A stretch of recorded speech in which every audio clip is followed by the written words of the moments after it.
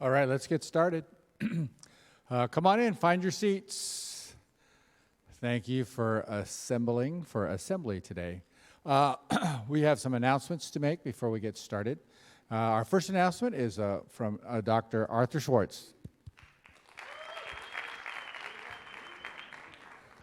Hey, Southwestern, how are you guys doing? Are you staying warm? Yeah, okay. Well, I've got something if you're not staying warm, I've got something that'll warm your heart, okay? We're going to Hawaii. How many want to go? Okay, I've got a study tour class. You can get your GE science credit with a trip to Hawaii. Amazing, huh? Okay, we're going to do that. The class, you register for the class. How many of you have already registered for your classes? Okay, I'm catching you at the right time. Most people aren't registered. You can still make changes. You can still add biology 225. Okay, remember that? Field biology. Field biology is going to the big island of Hawaii. We're going to stay there 10 days right after graduation at the end, the mid-May. Okay, mid-May. Okay, come and see me about it. The bad news is it takes a little extra money, okay? But, you'll never go to Hawaii that cheaply. Come and talk to me. He wants to know how much it costs. Maybe I'm going to get him to go. Oh. Okay? So last year we did it for $1,800, okay? I don't think I can get it much cheaper than that, but we're talking about $1,800, $2,000, something like that. Okay? All right. Thank you. All right. Maybe we can give away some front row scholarships. I don't see why you guys don't sit in the front row. But man, you missed out on pizza the other day, and maybe you'll miss out on Hawaii today. I don't know. All right. Student Association. Where's our SA MVP? There's our SA MVP. Come on. Okay, guys, this Saturday we are going to have an amazing activity. I prepared a video for that, but we're still needing some leaders for some groups. So after you see the video, if you are interested in being a leader in that activity specifically, come and talk to me. So let's go and reproduce the video.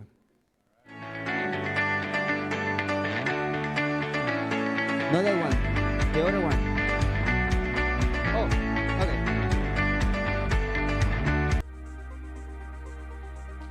Hello, SWAU family. I am Eliangel Fermin, your SA Ministries Vice President. I am so happy to invite you all for one amazing activity that we are planning for this weekend, this Saturday. We Are One. That's the name that we have because in this case we are trying to involve everybody from the community. Not only the SWAU students, but also the Keene Church in English and the Keene Spanish Church. We want everybody to feel part of this amazing project, but at the same time, we want you to be part of that. We're gonna go around these streets, talking to people, praying for people, singing, and asking some questions about how we can help the community to be better and to feel better in this space that we all live. It doesn't matter where you come from. You may come from another country, another city, but right now we are all part of the same community, and we want you to be part of that. Hey guys, Pastor Michael here. Eliangel has already told you about the outreach that's happening this morning or Sabbath morning, whenever you're seeing this video, whenever it's happening. But we want to encourage you, if you don't want to go to the zoo afterwards, we're also doing the food bank. It's happening right down at the annex at the Keene Church, just kind of down the hill in a way, that way. So just come on over. We'd love to have your help. Volunteers are meeting there anywhere between noon and 1 o'clock. Anytime through the afternoon up until 4. We could use cart pushers. We could use big muscled grocery carriers. We could use smiling faces. We could use warm hugs. All of it's open to you. So we'd love to invite you to come out and help us out at the food bank. Hello, I'm Pastor Manuel, the Associate Pastor here at Keene Spanish, and we're glad to be with you guys doing outreach. We will see each other November 16. It will be a blessing. We're going to do a hard work. Looking forward to see you guys and meet you guys. So, if you really expected for one opportunity to go out and serve your community, this is the opportunity. We are one. We are all united working for the same purpose and the same goal. Serve God and at the same time bless our community. Hope to see you there. God bless you. Amen, amen. Okay. So we're going to come dressed down at Elevate, right? Okay, so come ready to serve so that after we have our Elevate program for Sabbath, then we'll be able to serve. The CAF will be open a little bit earlier this week. It will be open at 12:30, and it will stay open till 1:15. Also, those of you guys that are still on the bubble in terms of the zoo and Six Flags, you can't get a better deal. You cannot get a better deal. I know some of you guys are swau broke, and that's okay. But I already told you that I would give you a payday loan. I would give you a payday loan. You just have to write to me. You have to write to me your loan papers and tell me I plan to pay you by such and such a date. Okay? And if you say I plan to pay you by my graduation date 2023, I'm okay with that. I'm okay with that. Just make sure you graduate. Okay? And if you do graduate, I might even forgive your loan. So please sign up. Also, if you are in music or you are on the basketball teams, I know that you guys have a conflict with performance and playing this weekend. So the music department and the athletic department, we're working on an alternate date for you for the zoo. So please still sign up. We can't change the date for Six Flags, though, because that's the deal that we're getting. So if music or sports is a problem this weekend and you can't go to the zoo, still sign up, because we're still going to try to get, we're going to work on getting you there.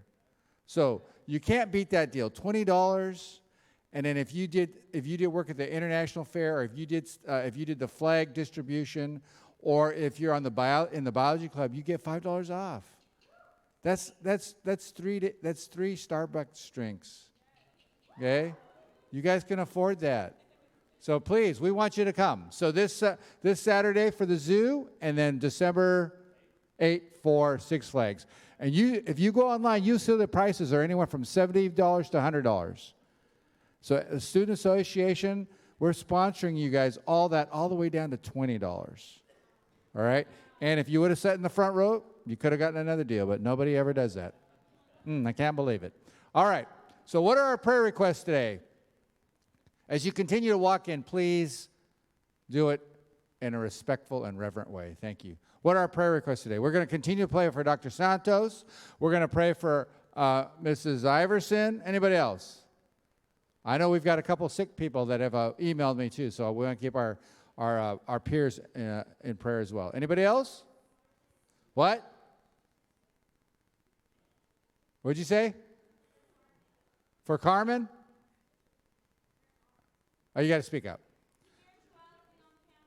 Okay, thank you. We're going to pray for that. We always want to pray for that. Anybody else? Okay. Yes, what are we praying for, Dr. Campbell? Oh, wow. We want to keep Dr. Campbell's dad in prayer. All right, let's bow our heads. Oh, yeah, sorry, go ahead. Slow spirit. Oh, so spirituality and slow spirit. Anybody else? All right. And for our special guest today, we are honored to have her. Let's bow our heads.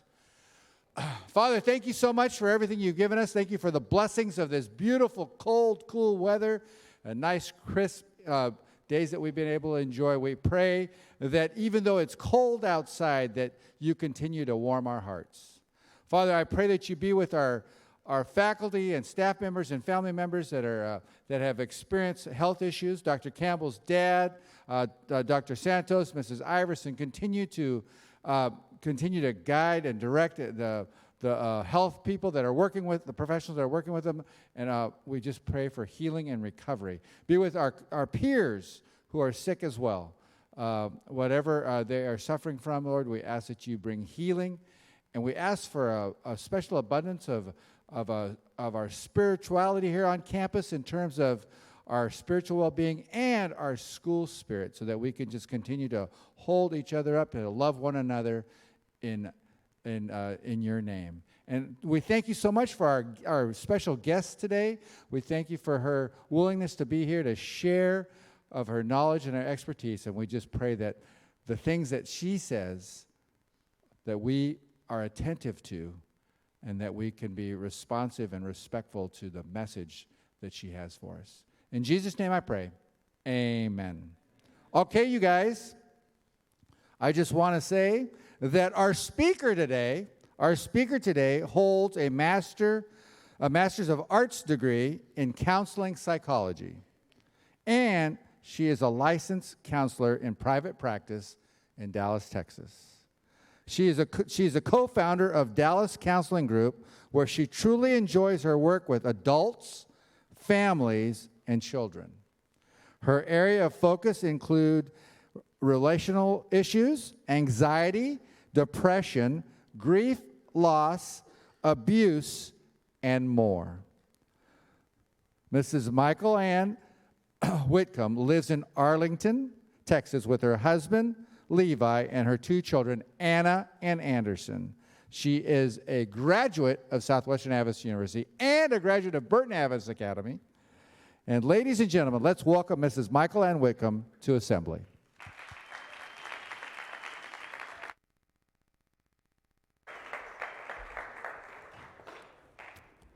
All right. Can you hear me? This thing was not staying where it's supposed to be. I'm really glad to be with you all today. And it's not Dinte anymore, is it? What do you guys call him now? Oh, okay. Sorry. I thought you were a vice president or something like that. So I'm really glad to be with you. It's been a while since I've been down here at Southwestern, so it's kind of fun just to drive around the campus and to see what it looks like right now. I graduated, that's loud, I graduated in 2005 from Southwestern, so that's been 14 years. So that means I'm old, and that's kind of sad. But also, it's going to happen to you, so it's okay. It'll come, you guys. So 14 years ago, I had a good experience here at Southwestern, and I hope I hope that's true for you guys as well. You know, and as I was thinking about my experience here, it really all boiled down to the people here, to my friends, to my relationships, and also to the faculty and to the staff here, who several of them, many of them, just demonstrated Christ-like love to me. Helped me to feel connected, helped me to feel like I belonged here. And Dinte was definitely one of those people for me. We were just talking about how he would talk me into playing intramurals, do you remember the all-night softball tournament that we would do? Do you guys still do that? It's really fun. It was lots of fun. They don't last? Oh, my team didn't last either. We were out like 2 rounds. But Dinte was especially gifted at that, and I imagine that he still is, in making people feel like they belong here on campus and that they belong to a family. And so I hope that that is still your experience here at Southwestern. And just sitting with you, the little bit that I have, it seems like you guys have a real family here on campus. So, giving you just a little bio here, I was here at Southwestern for 4 years. And I graduated from here with a degree in education, elementary education. Yay, woo, education. It's a good program here. And once I graduated, I taught for a year. I taught 1st and 2nd grade, a combined class at Richardson Adventist School. Now it's North Dallas Adventist Academy. It was Richardson at the time. Yay, okay. So I taught for a year, but my plan was always to go back to school and get a graduate degree in counseling, which is what I did. But before that, after I graduated, I got married. Okay, let's see if this is working. I don't know what happened. The background slide is wrong. Anyway, yeah, that's Whitcomb. There's Mr. Whitcomb. That's my husband, Levi Whitcomb. And then 5 years later, after we got married, we had Anna, who is there on your left, and Anderson on my right, or on your right. And that's actually a picture of us in Lake Tahoe this summer. We had tons of fun out hiking and stuff like that. So I guess part of the benefits of speaking is that I can make you guys look at pictures of my family there.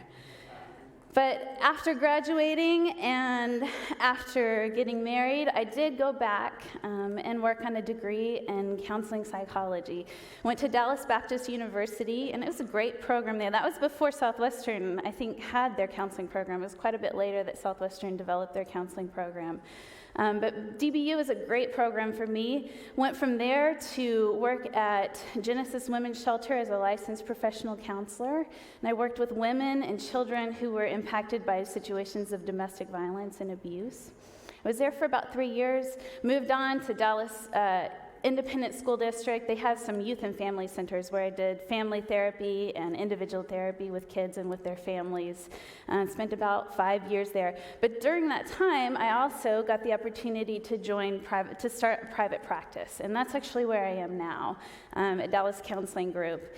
And in that setting, it's up in Dallas, and I work with individuals, I work with couples, with families, and with kiddos as well, do a little bit of play therapy. And so it's a really rewarding career, and one that I enjoy very much, which is why I'm here, you guys.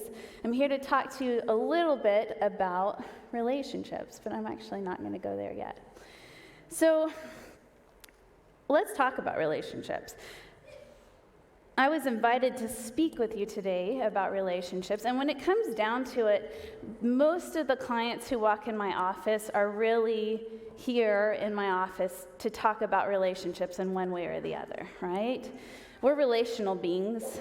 We are operating always and constantly in the context of relationships. So whether I'm working with couples who are actively trying to improve their relationship, trying to improve the problems in their relationship, or if I'm working with an individual, usually even an individual is still processing the things, I don't know why it's doing that, sorry. They're still processing things that they've learned about themselves or that they've experienced in the context of relationship. So we are made by God to be relational beings. It's an important part of our lives and a part of our world. And the truth is that relationships can accentuate our lives, but as many of you may have experienced, there are times where relationships can make life really hard, right? So I want to spend some time looking at healthy relationship with you, and what are some of the principles and information that can be helpful in helping you to develop a relationship that you would actually like. So as you see up there, we've got some questions that I would like for you to consider for yourself, or even take a minute to turn to your neighbor, talk about it a little bit. So we'll kind of go through these a little bit at a time. The first one is just looking at right now, what are the significant relationships of any kind in your life right now? And also, why are they significant to you? You can talk about it, you can think about it, either way. Significant relationships.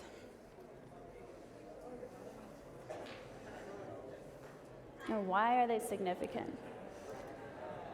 Okay, as you can go on. If you see, are you dating? And how did you decide to date this person?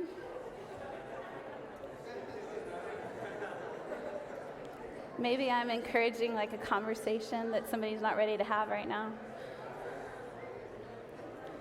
Do you want to get married? When and why? Why do you want to get married?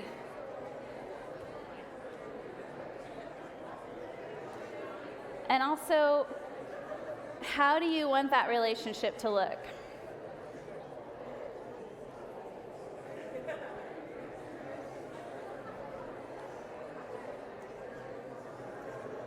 All right.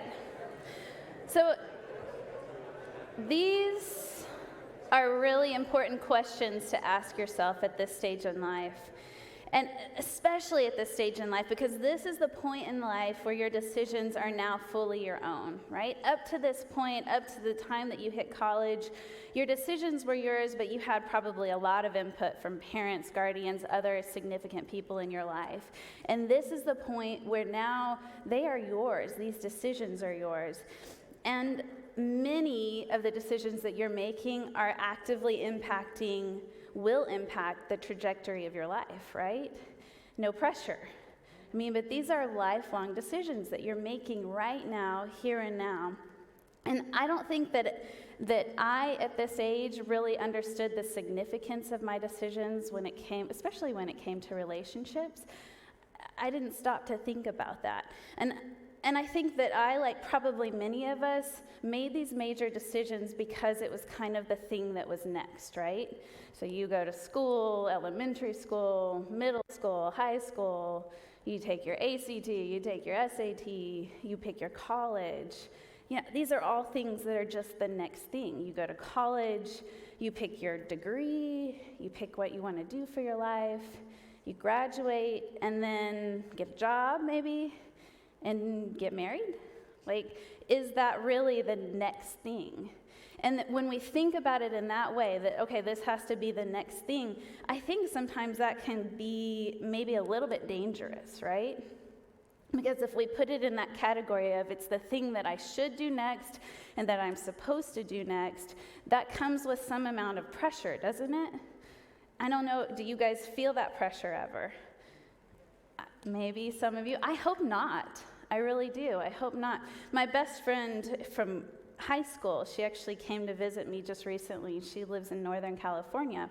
And we've stayed in touch all through these years. And we had some conversation about it just kind of randomly when we were driving together. And she talked about how that was very much her mindset growing up. And that, it's probably a lot of that was kind of passed on to her from her mom. But that she had this sense of, it is my job in college to start thinking, to date, to get married. And I remember her in high school even talking about, finding the right person to marry. And so that really drove her dating experience in college, is that, she set out with a mission, and she was going to find somebody, and she was going to marry them. And she said that mindset really put her in danger of almost being in a relationship that now, looking back, probably would have been really unhealthy for her. But it was the next thing, right? And thankfully, she had input from parents and other people who kind of said, maybe this is not the way to go. But it was really hard for her to not pull that trigger because it was the next thing, and she felt like it was what she should do. So, I hope that you don't feel that pressure, but I imagine that some of us do. And maybe it's not the what's next mindset that motivates you to be in a relationship. Here's another thing that it might be. What if it is that mindset that I don't know how to be alone? Don't point at your neighbors right now, okay? But I think that's probably true for a lot of us, right? That we are in a relationship, and then we break up, and 2 days later, we are on to the next, we're talking to somebody else, right? Don't point at your neighbors, okay? But many of us are that way, right? And, we kind of laugh about that, but I think that sometimes if we don't stop and think about why we're in relationship, we're in danger for just continuing that pattern, that we just continue to go on from this relationship to the next relationship because, or maybe even stay in a relationship because there's this fear of being uncomfortable alone, the fear of the loneliness, right? And I don't feel really so good about myself that if I'm not in the context of a relationship. It's often been said, I'm going to go on here. In fact, I think it was said by the great philosopher and musician Jason Mraz. He said this too, something like this. When it comes to relationship, two halves don't make a whole. And this is so true. And if you're looking for that person to complete you, you are totally setting yourself up for heartache. My colleague often says this, and it's really, really true. He says that people typically end up with other people who are relatively close in terms of emotional health. So if I'm here when it comes to my emotional health, chances are I'm not going to be with somebody who's up here in their emotional health. Chances are I'm going to end up with somebody who's here, right? Here, somewhere really close. And so if we look at it in that way, it kind of lets us know this other person is probably not going to be the solution to the things that I'm not so confident about when it comes to me, right? So, and as counselors in our office, we really like to kind of throw that information out there early in counseling when I'm working with couples. Just kind of do the, okay, usually we're pretty close to each other in our emotional health, so that at some point when it's really tense in the office and there's one member of the couple who's saying, they're so messed up, we just kind of go, okay, if they're that messed up, you're probably right there with them, right? But I think that it's important to remember that if you want to be with a confident, healthy, awesome person in relationship, you need to be a confident, healthy, awesome person on your own. Because then you're going to find somebody who meets you there. So really the foundation of a good, solid relationship is going to be you starting the work on yourself. So if there's some area where you just are not comfortable with who you are, or if there's a lot of discomfort with that loneliness, I would challenge you to look at it, to do the work. I think you have a counseling center on campus, don't you? Use it. Or find somebody off campus, that's okay too. But start that work, because that hard work, as challenging as it is to look at those vulnerable places, that is the foundation for you having a relationship that you really want. So let's take a look at what can actually guide us now. What are we looking for in relationship that actually makes it something healthy? Let's see here. So I've got just a few bullet points here, and let's look at these. Number one, give it time. Give it time. And if you hear nothing else of what I say today, I hope that you hear this. There is no substitute for time when it comes to getting to know a person and building intimacy. Nothing. There's no substitute for that. Time is the only thing that helps to build a connected, intimate relationship. So that's my first piece there. Give it time. And this is hard at the start of a relationship, isn't it? Because at the start of the relationship, it's the butterflies, you're just feeling really euphoric, it feels connected, it feels awesome, and your feelings are telling you, like, this, I've never experienced anything like this before, this person is so different, right? And the feelings are important, and they're informative, and it's useful to listen to them, but without the balance of what you know, of the logic, of the reason, you can find yourself kind of getting led astray by that. So it's really hard to tap the brakes there, but like I said, there's no substitute for time. So when you're in a new relationship, I would encourage you to take time and spend time together in a whole bunch of different contexts, okay? So that means, spending time one-on-one, but that also means spending time with your friends with that person, spending time with their friends with that person, spending time in a whole bunch of different settings, church, school, etc., so that you can get a feel for, okay, who are they with their friends? Who are they in these different settings? Who are they when they're under stress? Who are they when they're sad, when they're angry, when they're disappointed? These things are not shown early on in a relationship, are they? Only time can tell you these things. I recently read an article that cited research that found that dating couples lie to each other, this is crazy, that dating couples lie to each other about 1/3 of the time. Isn't that crazy? And I feel like that probably gets lower the longer the relationship progresses, right? But think about that. I mean, we can be really judgmental, but does it make sense a little bit? Because early on in a relationship, we have the mask up, right? We are wanting to present ourselves in a certain way. We are wanting to impress, right? And to seem appealing to that person. And so it's easy for the little lies to be shared along the way. And the good news is that same study said that in marriage relationships, it's usually about only 1 in 10 interactions that married couples lie to each other, so it gets better over time.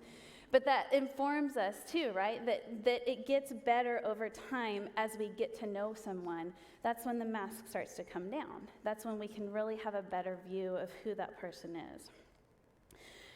And, the beginning of the relationship, let's talk about it. This is often where it's easy to run ahead physically too, right? That we The feelings are there, we're attracted to this person, it's exciting, it's easy to run quickly into a sexual relationship with that person. And I am not here to do the whole this is wrong or this is right thing. But as a counselor, I'm much more interested in the emotional impact that that has on you, right? So when you think about jumping ahead to a sexual relationship with that person without the foundation, so your sexual relationship has gone way down to levels of commitment, right? But the foundational, I know who you are, we're connected, we're committed, I can trust you, I feel safe with you, that's not there. And so it leaves you open emotionally to a world of hurt. So take your time, take your time. Are you friends? That's a big one. The healthiest relationships are built on friendships. And we build friendships through shared interests, having fun together. The best advice that I've ever heard, probably the best advice I've ever heard when it comes to dating specifically, is if it's not easy and it's not fun, break up. If it's not easy, why are you doing this, right? And when we think about friendships, we expect friendships should be enjoyable and they should add to our life, right? And we should find support from them. We kind of have those expectations when it comes to friendships, but why don't we always expect that from our dating relationships?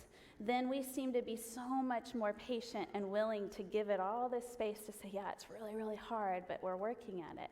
If you're dating and you're having to work hard, call it quits and move on. Because here's the bad news, is that as you enter into more committed relationship and marriage possibly, it gets harder. It gets harder. So, friendship.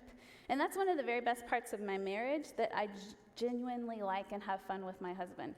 So early on, we found that we had a lot of shared interests. And so our relationship has always been centered around doing things together, enjoying the same things. We play softball on the weekends together on the same team. I love it.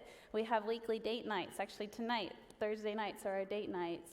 So we enjoy the time that we spend together. And that is the foundation for a relationship that feels connected and that is healthy. All right. Will you, oh wait, I didn't mean to move on, sorry. Dinte, will you kind of like motion to me when I need to stop talking? Because I'm not paying attention to time. So, find balance in your relationship. And so what does that mean? Healthy relationships have balance, which means that there's room for two individuals in the relationship. So in addition to all the shared interests and the time and things that you do together, each person is encouraged to have their own interests, their own friendships, and time apart. So there's got to be that balance that, man, we enjoy our time together and we are connected and we share a lot, but at the same time, we have our own things apart from each other, and we encourage that. We're not threatened by that. We encourage that time apart.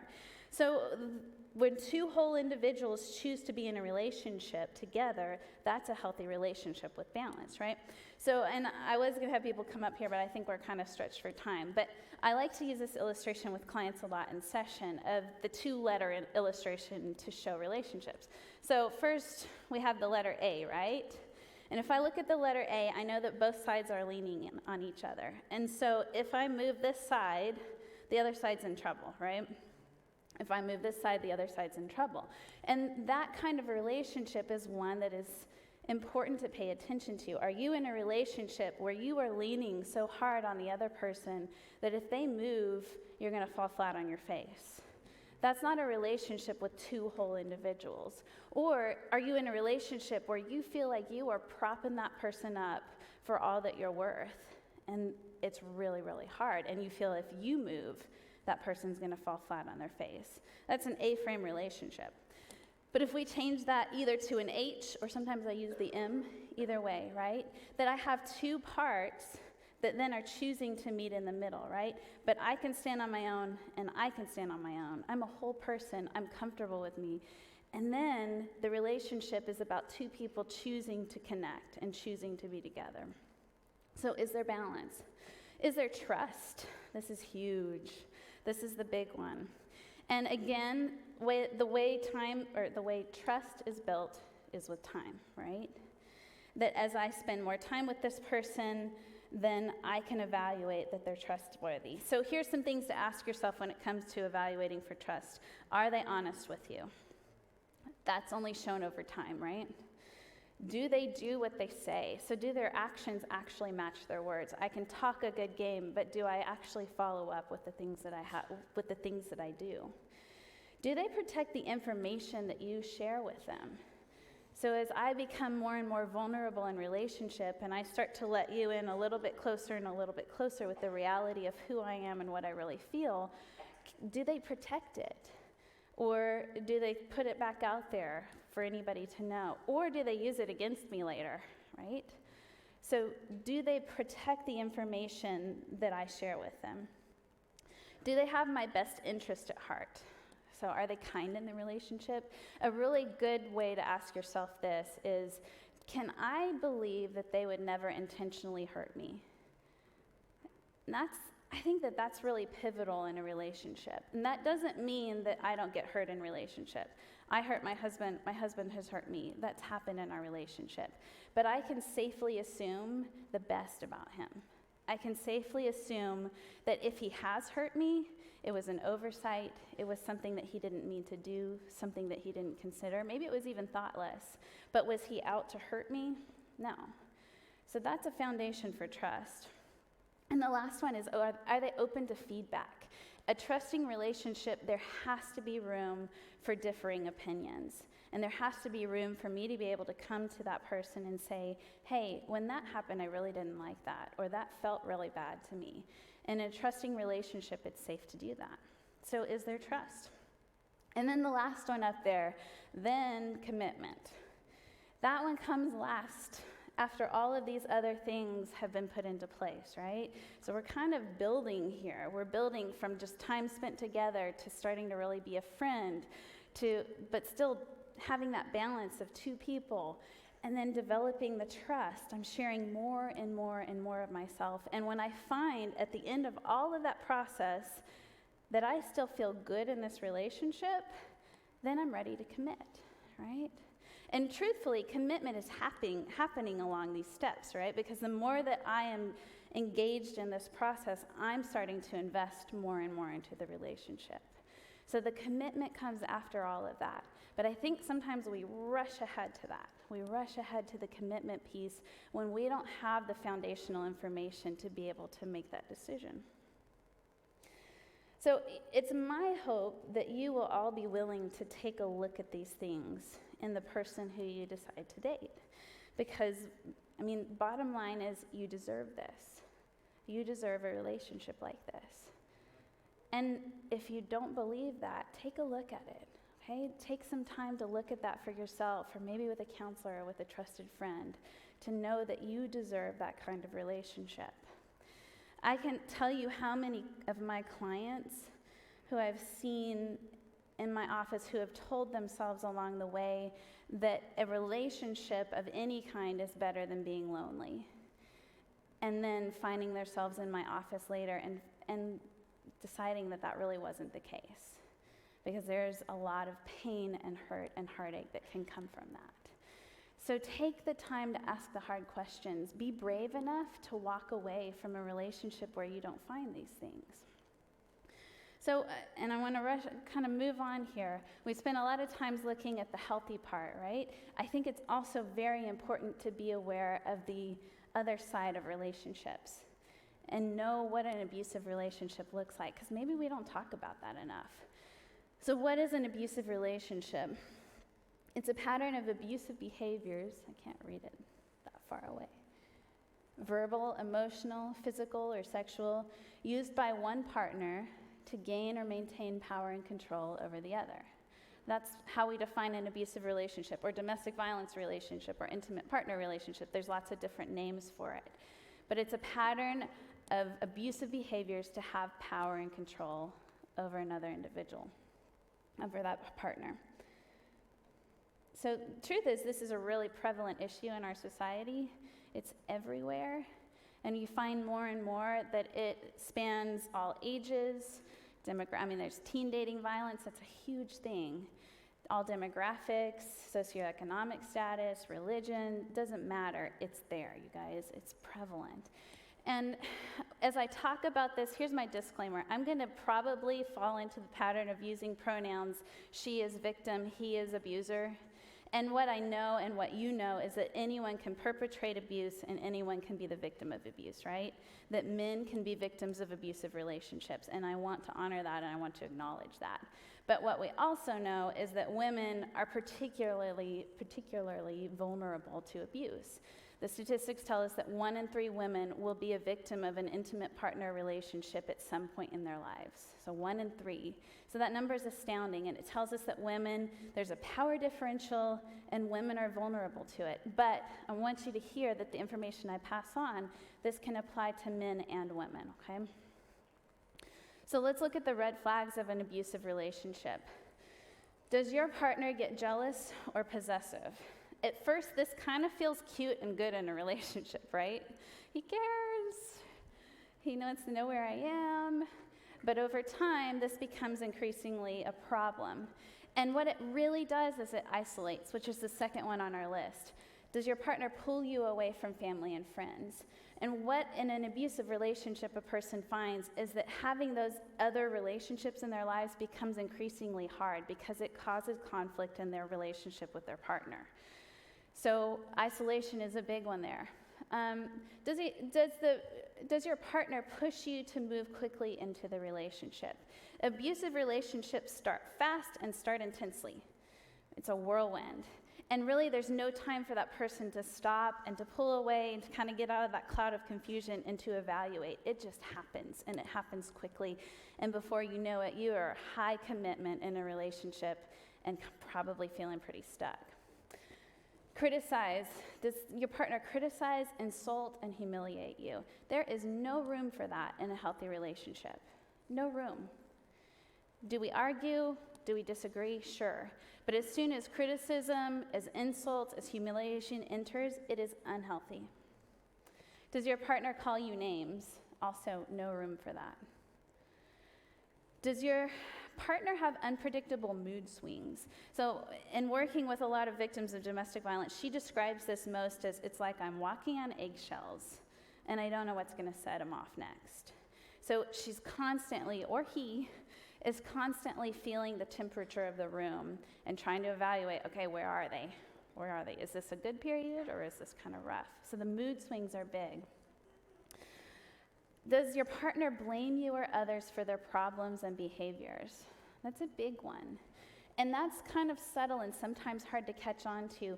But the predominant theme of the relationship is you are responsible for me and how I feel. You are responsible for me and how I feel. And so you can kind of just picture the weight of being in an abusive relationship, right? Because I'm not just in charge of me, I'm also in charge of responsible for this person and how they feel. And sometimes I can't even predict it. Another red flag, does your partner use personal information that you have shared against you? And we've talked about that one before. Let's see, I'm going to go where I can see this. Does your partner monitor your phone, your social media, your activities? That's a big one. Does your partner often accuse you of cheating? That really shouldn't be a question in a healthy relationship, you guys, the cheating question. If it's happening, then the relationship should be over. And often this is kind of the situation where you're sitting in class and somebody in biology asks you a question, and you talk to them, and later it's, are you cheating with them? Does your partner have a history of abusing other partners? That's a huge red flag. It's not going to stop. You're not different. Does your partner have abuse in their family of origin? People who have experienced abuse in their family of origin, that does not mean that they're going to go on to be abusive people, okay? That does not mean that. What it does mean is that they may have a higher predisposition to that. Does your partner destroy you or others' personal property? Often that's kind of in a fit of rage and sometimes is retaliatory. Does your partner threaten to hurt you or hurt themselves if you leave? That's a big one. And sometimes it's very clear, I'm going to kill myself if you break up with me. Red flag, you guys, red flag. Or sometimes it's more subtle, I can't live without you. And does your partner physically or sexually abuse you? So these are our red flags, and there's more. There's a lot to these relationships and the dynamics, but it's so important to know them because in the context of the relationship, there's so much confusion, and it's really hard to see it for what it is at first. And often the person finds that they're well into it before they're realizing and really checking in and listening to how they're feeling to realize there's a problem here. So really quickly, because I'm running out of time, in a domestic violence or an abusive relationship, there's what we call the cycle of violence. And so just quickly, what we see is there's this tension building stage. And in this tension building, she describes it or he describes it as like, I'm walking on eggshells. I know something's going to set him off. I just don't know what it is. And that gets higher and higher and higher until we hit that violent or abusive episode. And so that might involve physical violence or sexual violence, or it might involve verbal and emotional violence, right? That he just flies into a rage, or she does, or yells and screams, or becomes violent in other ways. So it escalates and explodes there. And then over time, it cycles back around to what we call the honeymoon or the calm stage. And in that stage, it's kind of back the way it was when the relationship started. Because abusive relationships don't start like this, right? Abusive relationships start feeling really good. And often an abusive person is very charming and is well-liked, right? And so it's so hard to see through that. But it cycles back around to that honeymoon or that calm stage where there's apologies and promises that it will never happen again. But what we know is that it is a cycle and it continues. So last thing here for us to look at, which is how to help, because some of you may be sitting in here and seeing it in your own relationship, or some of you may be sitting in here and seeing it in a friend's relationship. And so what do you do? Well, these are some things for you to take a look at. But I'd say the biggest thing is for you to, number one, be there. And don't give up on them. Even if they stay in the relationship, continue to be a friend. This whole, what I see a lot of setting a boundary of I can't continue to be your friend if you will continue in this relationship, it's not helpful. It's not. Because in many ways, it's another way of control. He's controlling over here, and now you are too. You're controlling her choices. But the other part of that is you're confirming what she's heard from him and over, which is, I'm the only one here for you. I'm the only one who really cares. I'm really the only one who understands you. So don't make that true. Be there regardless. Tell them it's not their fault. Believe them. Offer support. Walk alongside them. Encourage them to get counseling. But mainly, just be a really good friend. So you guys, that's about the end of the information that I have for you. But, I just hope above all, in this stage of life that you are in, I encourage you just to take time to cultivate your relationships, all different types of relationships, whatever they are.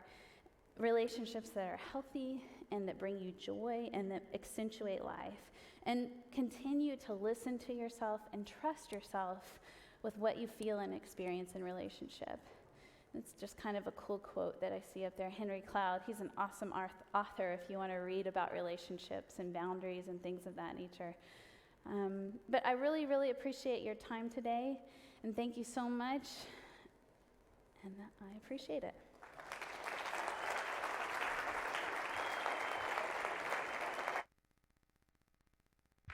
All right, thank you. Will you be around for a little bit if someone wants to talk to you? Okay, all right. Any other announcements as we close? Okay. All right, thank you very much. Let's have an enjoyable rest of the afternoon. And please come and, if you'd like to speak with Mrs. Whitcomb, she'll be here for a bit. Thank you.